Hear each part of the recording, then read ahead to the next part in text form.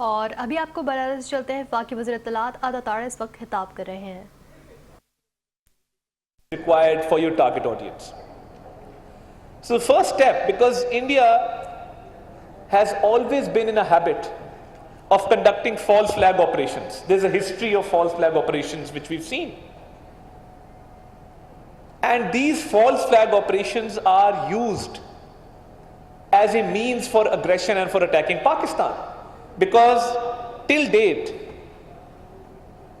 after 78 years, almost 8 decades now, India still has trouble digesting the two-nation theory. Because the creation of Pakistan, with every passing day, is gaining more strength. The basis for the creation of Pakistan, the two-nation theory, is getting stronger with every passing day. And we've seen the rise of Hindutva ideology across our eastern border. We've seen minorities being persecuted. So when it came to the strategic narrative, what was our first and foremost reaction? The first and foremost reaction and the first and foremost narrative that we built was that India is in a habit of internalizing its external issues and externalizing its internal issues. Now, terrorism is India's internal issue. It's not an external issue. On the other hand, the Kashmir dispute, the Indian illegally occupied Jammu and Kashmir, is an external issue because it is an international dispute. And as per the UN Security Council resolutions, there is supposed to be a plebiscite. The people, the indigenous people, the oppressed people of Jammu and Kashmir have a right to self-determination. So that's an external issue. Now, when a state which is oppressive in nature, a state which does not believe in giving rights to its minorities, a state which thrives on the ideology of religious extremism and right-wing politics and lacks objective clarity, lacks strategic clarity, that state will always rely on false narrative to further its objectives. So when I say that India is promoting terrorism, I have justification, I have evidence to say so. We see transnational regression, we see transnational assassinations taking place of 6. You must all be familiar with the case of Hardeep Singh Najjar in Canada. So these transnational assassinations which are taking place in US, Canada and the UK, there is an ideology behind it. And that ideology is an ideology of terrorism.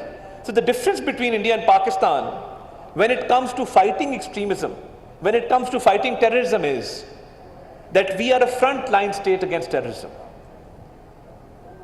No other nation can claim or has to its credit sacrifices that Pakistan has made in this war against terrorism. So, starting from our armed forces, no other country has a higher officer to soldier mortality ratio. The amount of officers that get martyred is the highest. So our officers lead from the front, they motivate their jawans and their soldiers and lay down their lives for the motherland. So you have the armed forces at one end, and then you have law enforcement agencies, you have the police, and you have innocent children. Who can forget the APS attack? So when I say that no other country has to its credit the amount of sacrifices, the amount of blood that Pakistan has given in the war against terrorism, I have evidence to substantiate my argument. And being the frontline state, even our children have given sacrifices. And when it comes to assessing the economic losses, they run into hundreds of billions of dollars. So when one Pakistani lays down his or her life for the country, yes, it's for the country, but it's also to make the world a safer place, because had it not been for these sacrifices, these terrorists would have been loitering the capitals of the world. So it's an established fact that Pakistan is combating terrorism. And it's an established fact that India is promoting terrorism. So I've talked about the Sikhs, I've talked about Hardeep Singh Najjar. But what about Kulbhushan Yadav? When it comes to the internal security of Pakistan, India can make a lot of movies, yes. They can provide a lot of entertainment.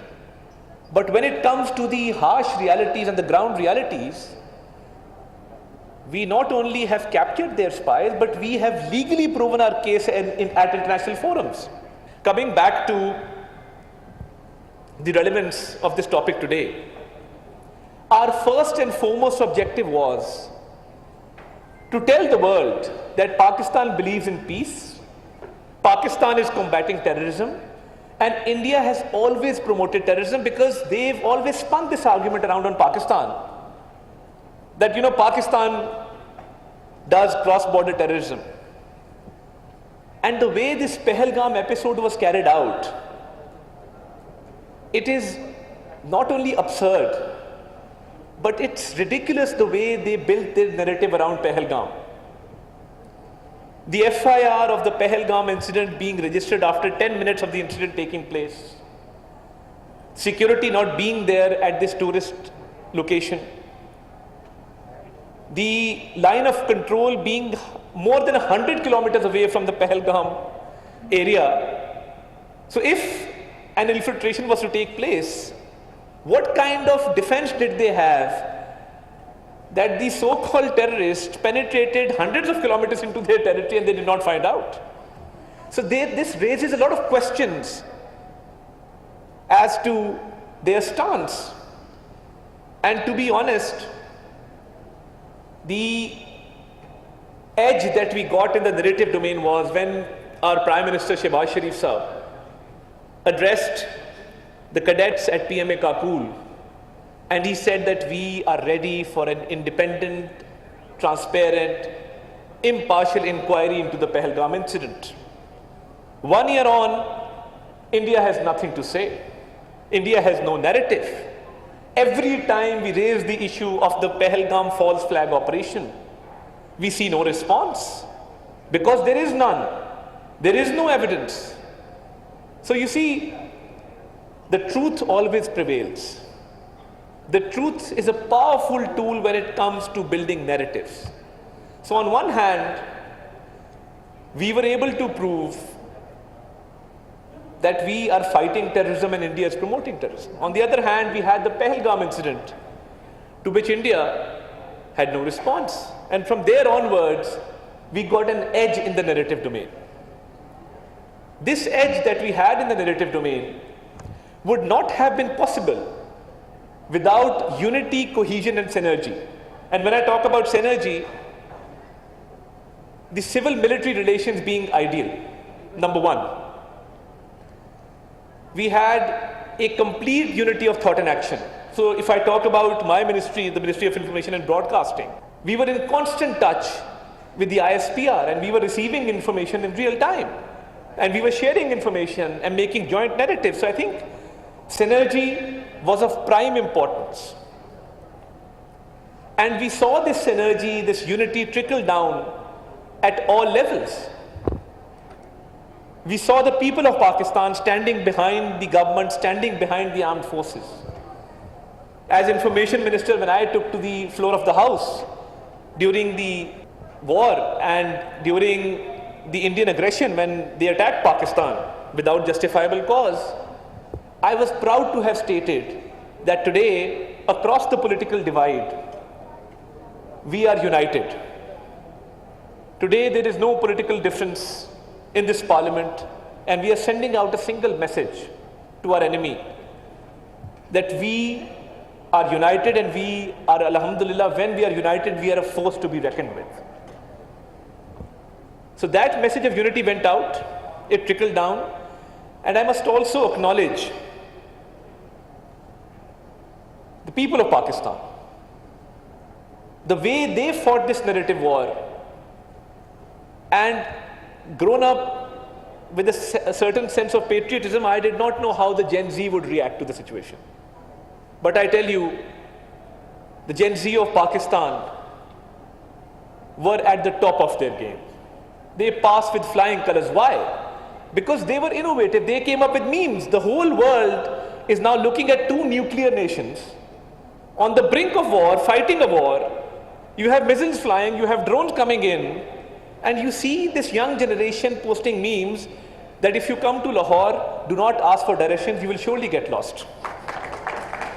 And you have, so we had people from the younger generation taking to the social media and creating a new battle. And what happened when they created this new battle, the Gen Z battle or the social media meme war?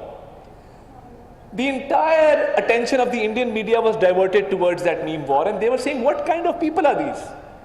There's a serious business going on. You have a full-blown war at your hands, and you have the young generation of Pakistan making fun of India in their own way and creating humor, creating satire, creating memes.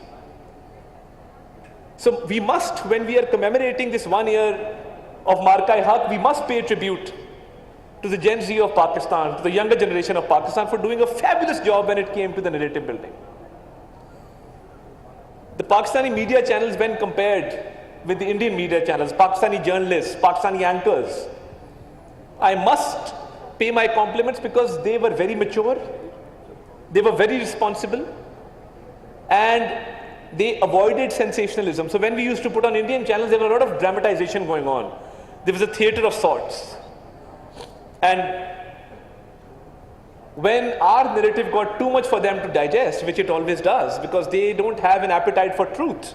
When you don't have an appetite for truth, you often get indigestion. So what happened? They banned our YouTube channels. Next challenge that I was faced was, should we ban their YouTube channels? I was very clear. The moment my team came to me and said, "Ki sir, kya karna hai? Should we ban their channels?" I said, absolutely not. Why? There is such good humor going on. There is such good comedy going on that in this whole stress of war, there is a sigh of relief coming from them. So please do not ban their channels. Let our people watch the level that they can stoop down to. And we saw them stoop down to the lowest level that they could. And my team came up with a strategy. They said कि इन्होंने हमारे YouTube बंद किया है, हम अपना YouTube इनके मुल्क में चलाएंगे. And I said, how's that? They said, what we will do is, we will put up our patriotic songs, our military anthems, by geotagging the Indian locations, and every time an Indian citizen would open their YouTube, you would see the Pakistani flag or the Pakistani armed forces, you would see our JF-17 Thunder, you would see all kinds of images on that YouTube channel. And by evening, every Indian citizen was criticizing their government that what is going on, that we are seeing Pakistani images on our YouTube. We focused on the truth, we focused on an in-depth strategy, we focused on unity, synergy and cohesion, and we focused on delivering the right information at the right platforms. So you know, even in social media, you cannot have the content you post on TikTok being posted on X. You cannot have the content you post on X being posted on Instagram. So every social media platform has its own dynamics, and we understood that. So whatever strategy was being made, it was being made very, very specifically. For every platform, for every forum, we had a strategy which was well made, which was based on the truth, and we told the world our story the right way. In conclusion, I would like to say that it is a moment of immense pride for us 1 year on, because that victory has been amplified in so many ways that today we stand tall as Pakistanis by the grace of Almighty. The world recognizes our efforts, the world sees us as a serious country, and the world acknowledges our efforts. And I think that is something which this war has given us 1 year on. And inshallah ta'ala, by the grace of Almighty, we will continue to fight India's propaganda. And as I said, there is complete cohesion between the civil military leadership, where the Prime Minister has a vision, where Field Marshal Saeed Asim Munir, his strategy, his efforts, even his diplomatic efforts are now bearing fruit. So we must also commend our leadership, which has made immense efforts to bring the country where it is today. And with this strategy, I think the sky is the limit, and we will, inshallah ta'ala, even economically reach a place which Pakistan truly deserves, because Pakistan, ladies and gentlemen, now is a force to be reckoned with, and we are here to stay, and we will make our mark internationally. Thank you very much, Pakistan. Hamesha Zindabad. एहतमाम मार्के हक का 1 साल मुकम्मल होने पर seminar, वफाकी वज़ीर इत्तलात और नशरियात अता ताड़ का खिताब। कहा, भारत ने आज तक पाकिस्तान की मुखलसाना पेशकश का जवाब नहीं दिया। मकबूजा जम्मू कश्मीर का मसला भारत का अंदरूनी मामला नहीं, बयानी की तश्कील में सच की फतह हुई है। जामे हिकमत अमली और मुकम्मल हम आहंगी के साथ दुश्मन को हर सतह पर भरपूर जवाब दिया। बयानी की जंग में हक़ाइक़ और सच अहमियत रखते हैं। भारत फॉल्स फ्लैग ऑपरेशन की तारीख रखता है। वज़ीर इत्तलात अता ताड़ ने कहा, पाकिस्तान की बुनियाद 2 कौमी नजरिए पर है। पाकिस्तान दहशतगर्दी के खिलाफ जंग में सफ़े अव्वल का किरदार अदा कर रहा है। दहशतगर्दी के खिलाफ जंग में पाकिस्तान ने सबसे ज्यादा कुर्बानियां दी।